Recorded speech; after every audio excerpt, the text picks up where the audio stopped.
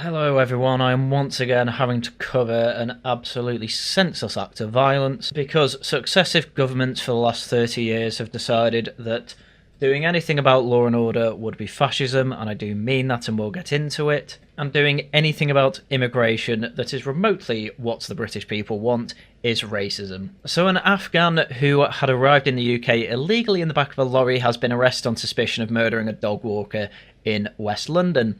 Police were alerted to the incident in Midhurst Gardens in Uxbridge at 5 p.m. on Monday after a report that 3 people had been stabbed. Distressing footage showed the moment the man was repeatedly knifed beside a parked car on the residential street. He fell to the ground and sought to fend off the suspect, who was dressed in a dark-coloured jacket and trousers. I'm obviously not going to show that footage, it's awful. Once again, my Twitter feed has been filled with blood that should not have been there. Paramedics treated the 49-year-old man's stab wounds, but the man, who was named locally as Wayne Broadhurst, died at the scene. His next of kin have been informed. A 22-year-old man has been arrested on suspicion of murder and attempted murder and remains in police custody.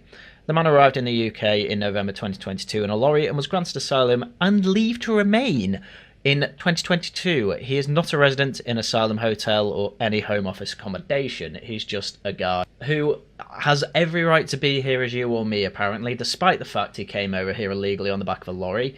And again, this was granted in 2022 under the Tories. Depending when in 2022, could have been Robert Jenrick, the man who was very happy to bring over 100,000 Afghanistanis who, yeah, let's be fair, they're not all going to be mental murderers, but once again it's something that absolutely nobody wanted or voted for and had to happen in secret that Robert Jenrick helped hide from you. And there's a chance that he could have been in the Home Office as Immigration Minister and overseen this decision. Suella Braverman as well. Let's not forget this. There has been decades of Tory failure, and this is yet another thing we can add to the list. And yet there will still be people on the right saying, "Nah, but I trust them more than anyone else." Are you kidding me? Sorry, Tories delenda est yet again, and I'm having to once again use a murder to make that point. A murder from someone who should not have even been here. Locals in the area were generally bewildered that this could happen, so Harvey Pritchard, 22, a PE teacher who lived nearby, said, "Lived here all my life and there's never been any trouble around here. This has scared the community as we are not used to this violence." I don't think anyone in Britain is, to be honest. "It is one of the last safest areas in the borough. With Halloween around the corner, this has unsettled us. There are several schools here, so this will scare many of the parents." Wislam Salah, 18, who lived in the area, said he was extremely confused when he arrived home on Monday and saw several police cars in the street. "Everyone is really panicked, neighbours are feeling more unsafe, and some have even discussed moving out of the area," he added. Again, this is what happens. It's a well-known phenomena. Immigration happens, a lot of it gets concentrated into a particular area, people want to move because standards fall, and in some cases, yes, there is even violence. I wonder if there was a speech in 1968 that touched on this. A tribute march for the victims who have not yet been identified was expected to take place on Tuesday evening. Logan Woolley, 16, said he saw the victim every day walking his dog before work and at 5:30 p.m. Describing the moment the suspect was arrested by the police on Monday, Woolley said, "I saw 2 people running past my window. Within 30 seconds, the man was tasered." And this is the point I really want to make. People in the area, they don't want anything remotely close to what happened, obviously. They don't want their neighbours stabbed. And yet, thanks to multiple years, decades even, of state failure, we're at a point where you can't even feel safe walking your dog in the street, that you have done so probably for 30 years with this guy. His name was Wayne Broadhurst. He was a bin man and a husband, a local lad who tried to help and murdered on his dog walk. The alleged killer was a 22-year-old Afghan who came here illegally on a lorry and was then granted leave to remain by our own government. There was no coverage on ITV, there's no candlelit vigils, that bit's not actually true, but we'll get into that. No lectures from politicians about an epidemic of violence, just silence. Even this took 2 days to get to the top of the Times. You had to go into the UK section, then specifically into the crime section, to see that a random guy who did nothing wrong was stabbed to death on a safe street. And 2 other people were stabbed as well. One, I think, teenager who doesn't have life-threatening or life-changing injuries, but then there was another guy who I think was a bit older who does have life-changing injuries. This should be front-page news. This should not be happening anywhere in Britain. that random attacks in streets that are supposed to be perfectly safe should be front page news, and it's not, because we're so desensitised to these random acts of violence committed largely by people who are not of the native stock. Let's just get that out there. That's obviously not the case every time, I'm not saying it is. However, it feels almost weekly, it's not quite weekly, but it feels almost weekly that we're getting a news story of someone shouldn't have been here and they've killed someone. And we're desensitised to it. We're all desensitised after Southport. What really changed after Southport? Nothing. We have a government that's completely unwilling to look at these facts in the face and deal with them. The only people I think who are going to even remotely have a chance of getting in power and doing anything about it are Reform. And as we'll go into, they get called fascist for it. Any sort of answer to any of these questions? Fascism, can't do that. Wayne deserved better, Britain deserves better. I completely agree, and I don't think we need any more sacrifices to get to that point. But unfortunately, we're having to wait 4 years for another election before anything will be remotely done about this. Same with the grooming gangs. There's far too much that both Labour and the Tories have to hide. Again, they brought over 100,000 Afghans, and the only reason that that came out was because a senior civil servant said, oh yeah, the Afghans probably won't kill them now. It wasn't a decision by anyone in Labour, it certainly wasn't a decision by anyone in the Tories, and when it came out, it ruined Robert Jenrick's reputation, and of course Suella Braverman's. Who are you supposed to trust from the Uniparty here? The answer, absolutely no one. And the reason I'm going largely into that is because to finish off this video, I'm going into just how absolutely crazy some of these old elites are. So due to all the discussion online, the police had to make a statement, and no doubt it made front page news because of that too. So murder investigation launched following a triple stabbing in Uxbridge. Police have arrested a man after 3 people were stabbed in Uxbridge, with one sadly dying. Can we not say murdered yet? A lot of people saw those videos. He was quite clearly murdered. On Monday, 27 October, police were called at 1700 hours to Midhurst Gardens, Uxbridge, following reports that 3 people had been stabbed. Met officers attended the scene alongside the London Ambulance Service, who treated 3 victims at the scene for stab injuries. 49-year-old man was treated at the scene, and despite the best efforts of the emergency services, he died at the scene. His next of kin have been informed and are being supported by specially trained officers. A 22-year-old man was arrested on the scene on suspicion of murder and attempted murder and remains in police custody.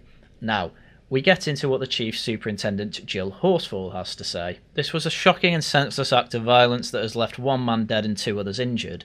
Our thoughts are with the victims' families and friends at this unimaginably difficult time. Standard stuff you hear after a murder. The incident will have understandably caused concern to the local community and national community. I have deployed multiple officers to the local area. They will be here throughout the week to provide reassurance while detectives work intensely to piece together the circumstances.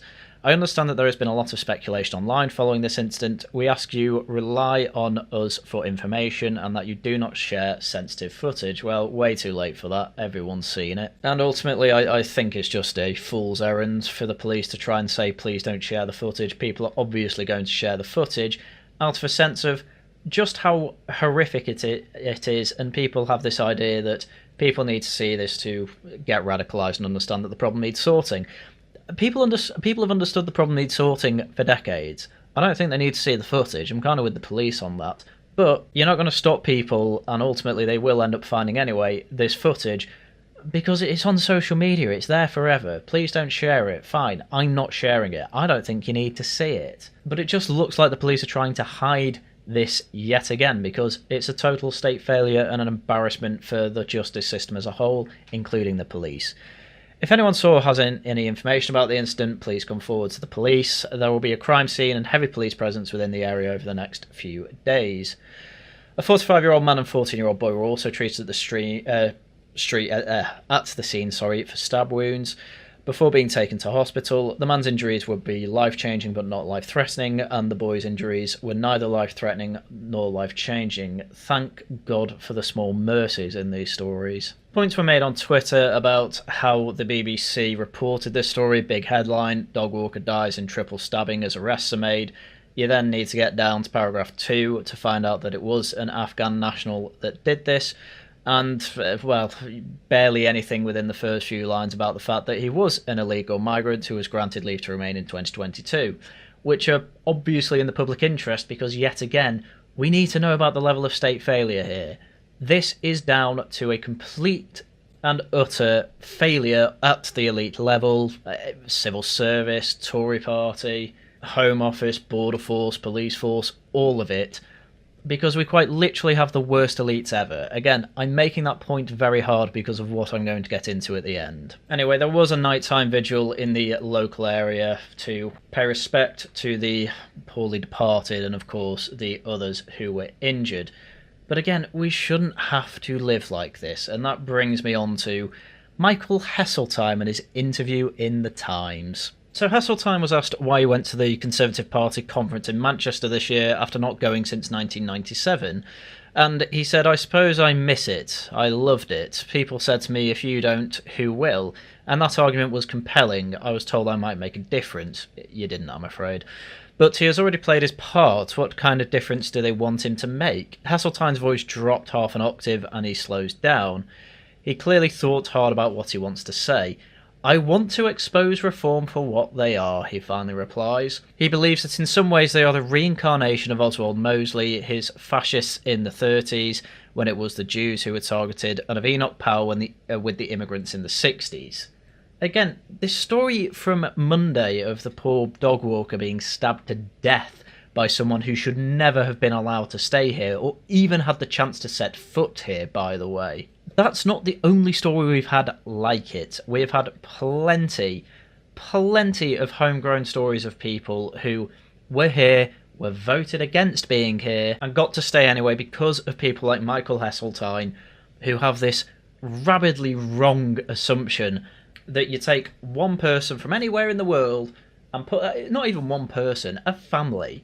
Because bear in mind, quite a few of the attacks we've had, it's not been first-generation immigrants. There's been quite a few second-generation, Axel Rudakabana, half the Islamic terrorists we've had in Britain as well. Some of them, by the way, funded via the state, via PIP payments and things like that as well, by the way, while the family's living in Syria or something ridiculous. But you could just bring these people here and they will necessarily integrate. No, they don't necessarily integrate. Some do. Zia Yusuf is my biggest example of that. And having any complaints about that, oh, you're Oswald Mosley and Enoch Powell, despite the fact that Enoch Powell hated Oswald Mosley, by the way, and literally lied about his nationality to fight Nazis as soon as possible. Powell's also friends with immigrants. It's not as simple as that, but this is your Tory party that is in its dying embers. Back then, Heseltine was the new MP for Tavistock and was the one of the first to attack his senior colleague after his 1968 Rivers of Blood speech in Birmingham. Just shouldn't have been part of the government then, as far as I'm concerned. He was incensed by Powell's suggestion that constituents were worried about the black man having the whip hand over the white man. Heseltine can still quote much of the speech, so can I. Farage is the reincarnation of that human instinct to distrust something different from yourself, he tells me. Well, I mean, we've just had a man stabbed by an Afghan, so, you know, the question is, how unfounded really is that? We have seen all of it before throughout our history. The War of the Roses. Okay, that was a family dispute. Catholics versus Protestants. Again, don't know about that one. Protestants came out of a development of effectively not liking Catholicism and not liking the Pope. Like, let's be real here. We've been there before and I hate it. I want to tell the Conservative Party that all the experience I may have, that they must never deal with Nigel Farage. Literally thinks he's Mosley, by the way, or he wants to call him Hitler, but he's sensible enough to know not to go into that meme. Though calling him Oswald Mosley is just as memey. But he has never met Farage except wants to sit on a panel with him and clearly never wants to share a pint with a reform leader. He failed to become an MP 7 times. Well, he's probably about to become PM, so careful with that line of logic. He's a populist. That means Democrat. You know, he's a man who is of the people. Well done. From the moment I first saw him in action, I thought, you are after the white working class pub vote. I love the way that comes across, yeah. The white working class pub vote is against random immigrants coming in and stabbing up the place. You never saw him without a tankard of beer. Then the farmers got into trouble, and can you believe it, he turned up looking like a farmer. I think that is phony and fake, and he is phony and fake. A privately educated city boy who has no policies worth the name, but gives the impression he has. This is a man who's basically just mad at Nigel Farage for killing the Tory party. This is an awful lot of Tories, by the way, and they don't know what else to do other than try and insult the man that basically everyone on the right has rallied around to, let's face it, just implement a government that we all voted for in 2019, and hell, even before that too. There are no obvious Union Jacks or Welsh Dragons on the flag posts around the Heseltine estate, although the peers say he is deeply proud of his Swansea roots, and still wells up when he hears Welsh voices sing "We'll keep a welcome." Flying the flag does not make you patriotic. Well, it helps, though. He says, his eyebrows shooting up as though it is an idiotic suggestion. People are frustrated about a lack of economic prosperity. That's definitely part of it. That's part of the cost of living issue. And any honest analyst says they aren't any giveaway options, so you have to find something that many voters like the sound of. Being anti-immigration throughout history has always been the cheap option. Sorry, Mr. Heseltine, it's also something we voted for quite some time, and we ended up with 1 million or more coming in under Boris Johnson and the Tories. Sorry, your party's dying because they are not delivering what they promised, not because the economy's not as good as it should be. Honestly. The idea that foreigners are out here to get you and your jobs and the criminals and rapists is encouraging the worst type of prejudice. I agree, not all of them are, fine. However, the big crime news recently has been foreigners murdering and raping and sexually assaulting. Sorry, but this is just a complete and utter defence of the status quo, and this is the Tory top brass. This is why you will not find any, and I mean any, sort of solution there. Who are you trusting? Katie Lamon, Robert Jenrick? Come off it. 5 years ago, they were basically on Michael Heseltine's side here. Their conversion, to some extent, may actually be real, but they will be fighting a losing battle, and they have a track record that really isn't helping their case. Enoch Powley says did the same thing. He whetted people's appetites, but they quickly wanted more. In one poll, about 70% sided with Powell after he had been sacked by his leader, Edward Heath.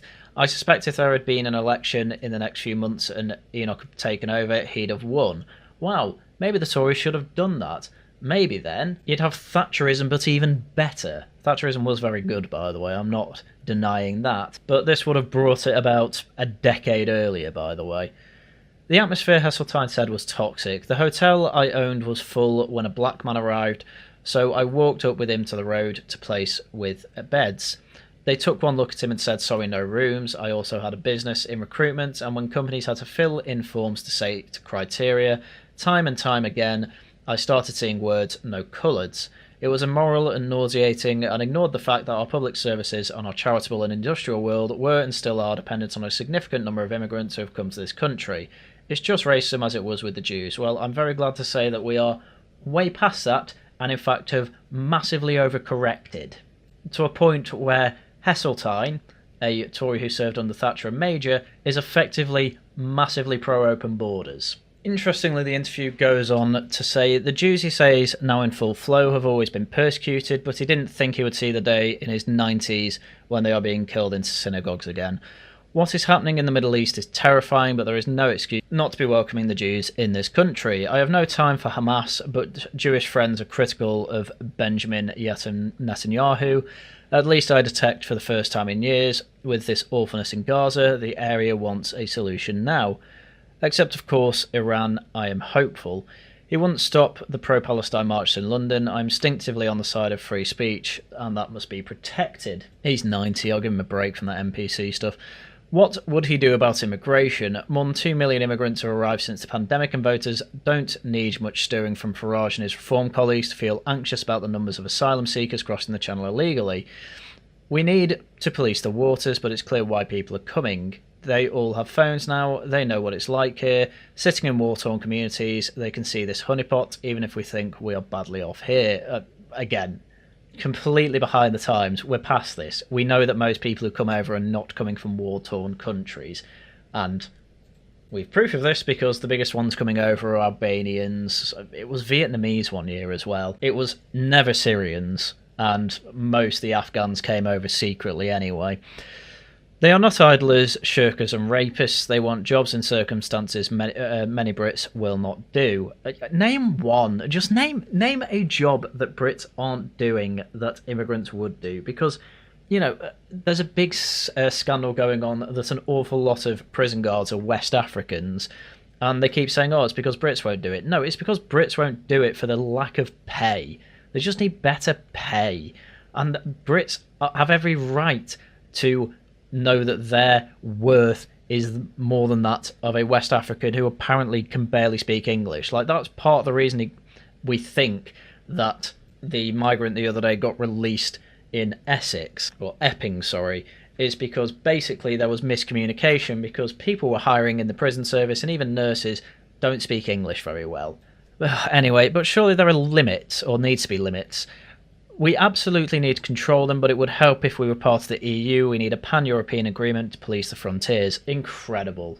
Incredible. This is what the Tory party are, by the way. Behind all the flair, behind all the noises being made that they're understanding the issues with Britain and moving to the right, no. The old guard still ultimately defend the status quo, despite the fact that we have had the worst government successively for 30 years. They want that to continue because it worked out quite well for them and they got barely any of the downsides of it, whereas the rest of us have to deal with it. And this brings me on to the other Times article I want to go through, a comment by James Marriott, who is kind of a baby old elite, with his history effectively being go to Oxford, get straight into the Times, and climb his way up to relevancy from there. And this is why he's titled this, Why Elitism is Key to Democracy's Survival. It's unfashionable to favour a superior expert class, yet its destruction has flooded our society with misinformation. Sorry, James. We had this with the Brexit vote. We know they lie. Hell, there was just an article today about how it turns out that with wind power, they've been inflating its efficiency by 25% and have been lying about the costs of it. Sorry, but I am going to bring in the new elite with fanfare. The old elite need to go. They have ruined the country and the rest of the West. This is why so many people were very happy and are still very happy with Trump, Millet, and the rest of the people that are drop-kicking in a complete and utter new elite that is absolutely decimating the old one. I am inclined by temperament towards the innocuous middle ground of most issues. That's what every elite says. So I was pleased to discover on a panel discussion a couple of weeks ago that I had embarked on an inadvertent brush with the glamour of contrarianism, lauding the virtues of that much despised institution, the mainstream media. I noticed my remarks were being met with perhaps booing oversells the drama of the occasion. Let's call it a dark and audible murmur of dissent. I should not have been surprised. Few nowadays are sympathetic to the notion of a superior expert class. Anti-elitism is the fashionable pose of our time, adopted almost as readily by the desperate technocrats. Sir Keir Starmer is prone to the odd, disapproving bleat about Westminster, as by populists. Elitism is just a bad look. Snobbish, anti-egalitarian, undemocratic. Every modern politician must find an establishment to fight or pretend to fight, old boys clubs, woke cabals, civil service cronies. But increasingly I'm persuaded that elitism is a profoundly democratic sentiment, and it may be my most unfashionable opinion. I actually agree with him insofar as democracy will get you an elite. The problem we have is that the old elite absolutely suck and lie to us, and we need a new set of elites who are not going to suck and lie to us. So skipping a bunch of waffle, the obvious problem with the democratisation of our discourse is that popularity is a poor test of ideas. It certainly can be. You can have mass hysteria. It was not that the old liberal elite was more intelligent or virtuous, but they were competing for prestige in a system that for all its faults ascribed social status to rationality as well as mere name recognition. It was beyond that as well. They were selecting for how well can you rationalise an argument, which I guess is rationality. But it's an important distinction because how well can you rationalise your argument is not the same thing as how well can you think rationally. Because thinking rationally means, do you take evidence? What do you take from that evidence? Can you critically think about that evidence? Can we make sure that the evidence we have isn't total garbage? And this is the problem, as I said before, with the wind turbines efficiency thing. They can rationalise their position by basically making up statistics. They don't go the other way around, which is what you're supposed to do, which is get evidence, make sure it's good, come to a conclusion from that. They had the conclusion and rationalised it. That's awful for an elite to do. If you wanted to run for Parliament, host a BBC programme would be welcome rather than snubbed at North London dinner parties. It helped to be popular. But you're also strongly motivated to subscribe to a tolerant and sane elite worldview. It's remarkable how quickly people drift into the irrational when their careers no longer depend on elite approval. The former BBC presenter Neil Oliver now inveighs against vaccines and one world government. A thriving online fandom means he no longer needs to impress TV commissioners to get another series of Coast.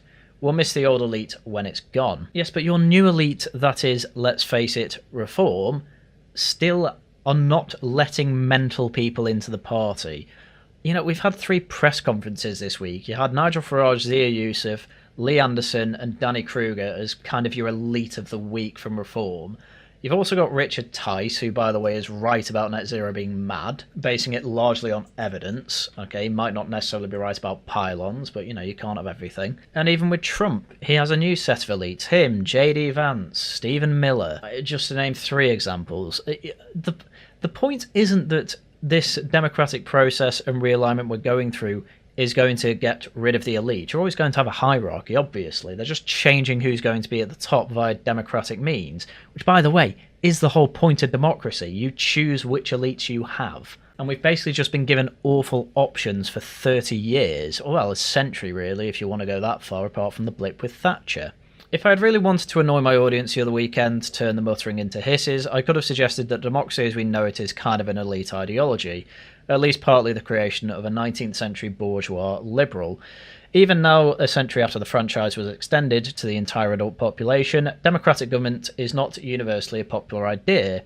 Recent survey infamously discovered about a quarter of the population favours a strong leader who doesn't have to bother with parliament and elections. Yeah, that tends to happen when democracy has failed you so succinctly, I have to say. Support for democracy is stronger amid old-fashioned political and media elites than on democratised social media. Anti-democratic thinkers such as the preposterous Curtis Yarvin, I agree, I think he's awful, who argues that America should be ruled by an absolute monarch. I think he also has said before that he wants the British monarchy to be replaced by the Stuart line. The Stuart line died out 200 years ago. Like, Curtis Yarvin just says things, and I think people need to start realising that. He was very good at putting language out there that was useful, cathedral, red pill, blah, blah, blah. His answers are absolutely shocking, and I don't know why people take him seriously, but anyway. Would never have got within a mile of the op-ed pages of an old-fashioned newspaper. Online, he's a celebrity. I mean, I am totally with you. I think the online world's absolutely horrendous when it comes to the right wing. Every day I stray further and further away from the mad things that a lot of people say there. There's some good points made. They even have good influence in the media sometimes and politics. Not going to take that away from them. Most of the time, though, absolute mental cases. And even if only a minority of the internet users are actively enthused about autocracy, many of them fail to respect the virtues of tolerance, respect, and free speech that were once considered fundamental to democratic discourse. It's quite funny how these bunch of people who largely have been contained, I know Curtis Yarvin speaks with Peter Thiel and all that, but in Britain they are still largely out of the mainstream. Reform largely don't want them for obvious reasons. But these old elites are more scared of them than the actual new elite coming in, despite the fact, and you see this on the Times all the time, they're clearly worried about reform and what's going to happen to them in a reform government, because ultimately you've got GB News that's taking over all these organisations, these news organisations, quite succinctly. The right wing is basically winning, and the Times is largely centrist to centre-left. And James is the type of person who would have had a perfectly set out track for him to become editor of the Times in like 20 years. He's probably not going to have that anymore, because the Times is probably going to end up having to shift quite a way away from his, well, political instincts, really. You're probably going to have a whole renewed set of people and journalists working for the Times over the next couple of decades, because it's just going to seem like old hat. It's either that or it dies a slow heat death.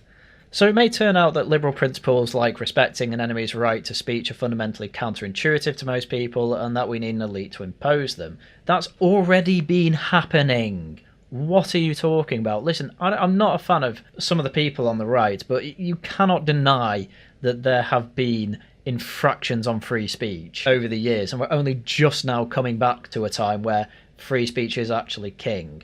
Again, who enforced that? Old elite. No wonder we want to get rid of them. There's no appreciation that maybe the old elite deserve this. None of this, of course, is to say elitism is remotely a perfect principle. It's not a principle, it just happens. Only that it becomes obvious that it's preferable to anarchy. Even in anarchy, you get elites, so don't worry about it. Elites are callous, self-serving and snobbish. They are prone to the stupidity and error of groupthink. Perhaps we need to paraphrase Churchill and call elitism the worst possible idea except for all the others. Not an inspiring argument, but believe it, don't boo. Ultimately, what James's argument actually is here is keep the old elite because, oh man, if you have anarchy, you'll have Neil Oliver at the top of the hierarchy. No, it's reform and they're doing a pretty good job of keeping out the riffraff, I have to say. The riffraff, James, if you actually paid attention to them over on Twitter, you would know that they don't like Nigel Farage because they keep gatekeeping them, which is a good thing because I think most of their answers are absolutely bonkers. I'm with you on that. However, I'm not going to defend old elite like Michael Heseltine like you have here, because I understand that the process of replacing elites and having a new overarching ideology can just happen. Happen under Thatcher. It happened under Blair. It can happen under Farage. And it's going to make everyone very, very, very happy. But I think with that I will leave it there. So thank you once again for watching. Do subscribe, leave a like, leave a comment. Also do become a channel member and leave super chats or super thanks. As for streaming, tonight we are talking about what the new right looks like over on the Worcester Club. Friday we have Wolves of Westminster, and then Saturday Laughing at the Guardian with some women. Right, with that, that's everything I had for you for today. Videos out as well when I can make them. Thank you all very much for watching, and until next time, goodbye.